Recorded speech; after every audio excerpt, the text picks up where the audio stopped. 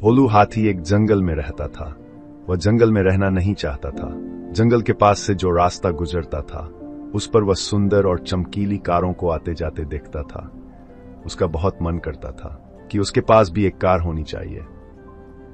एक दिन वह जंगल के पास वाले रोड के पास एक जग खड़ा था। तभी पास ही में एक कार आकर रुकती है। कार में 2 लोग सवार थे। तभी उनकी गाड़ी खराब हो जाती है। वो दोनों गाड़ी को खोलकर ठीक करने की कोशिश करते हैं, लेकिन वह ठीक नहीं हो पाती। तभी उन्हें एक हाथी नजर आता है। वह उसे देखकर डर जाती है, लेकिन तभी भोलू उनके सामने आ जाता है। वह धीरे धीरे चलकर पूरी गाड़ी को चारों ओर से देखता है। फिर वह उन दोनों को उसमें बैठने के लिए इशारा करता है। दोनों उसका इशारा समझकर गाड़ी में बैठ जाते हैं। उसके बाद भोलू गाड़ी को अपनी सूंड से धक्का देने लगता है। वह धीरे धीरे उन्हें जंगल से बाहर निकाल देता है। पास ही में गाड़ी ठीक करने की गैराज थी। दोनों उतरकर हाथी से कहते हैं, आपने हमारी बहुत मदद की, हम आपके लिए क्या कर सकते हैं? क्या आपके लिए केले ला दें? ये सुनकर भोलू गाड़ी के चारों ओर घूमने लगता है और गाड़ी पर बार बार सूंड मारने लगता है। उन दोनों में एक सेठ जी थे और दूसरा उनका नौकर। सेठ जी कहते हैं, तुम्हें ये कार चाहिए?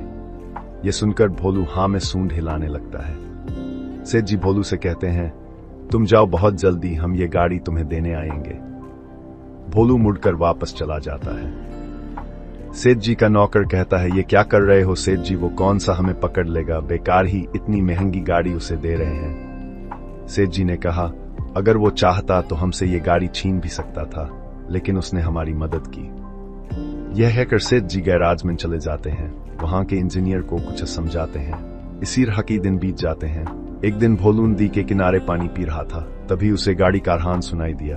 भोलू दौड़कर रोड पर आया तो देखा सेठ जी गाड़ी के साथ खड़े थे।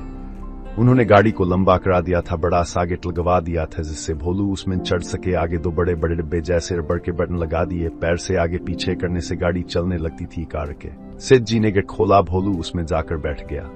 अब वह पैर आगे पीछे करने लगा, जिससे धीरे धीरे गाड़ी चलने लगती है। भोलू को बहुत मजा आता है। वह गाड़ी को रोककर उससे नीचे उतरकर जमीन पर बैठकर सेठ जी के पैरों को सूंड से छूता है, जैसे सेठ जी को धन्यवाद दे रहा हो। फिर वे कुछ दूर खड़ी अपनी गाड़ी में बैठकर चले जाते हैं।